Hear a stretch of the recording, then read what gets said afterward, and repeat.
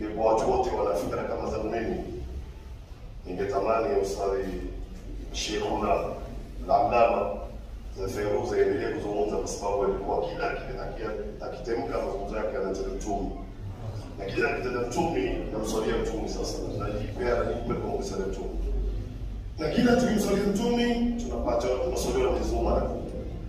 Sasa kwa faida zinaingia na kuingia, kwa sababu haya watu wafahamu undani wake, ndio tukipiga vidole chini ili aweze kutuona sura zetu ili akate mazungumzo yake.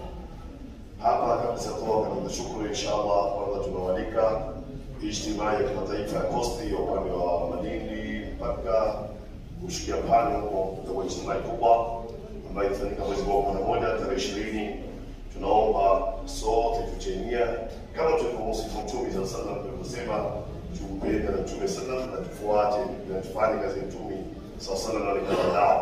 Tunaalikwa na ijtimaa ya ndugu zetu tabligh kutoka mkoa wa Pwani, kuanzia Mombasa, kuanzia Kiunga mpaka Panga, kuanzia Shakani mpaka Shimoni, hizo eneo zote kusanyika pamoja Malindi kwenye msabah kwa ajili ya ijtimaa tarehe 20 mwezi wa 11. Tuomba tuhudhurie pamoja. Mwenyezi Mungu Subhanahu wa Ta'ala asema Al-Qur'an Al-Karim, al-jazaa wal ihsani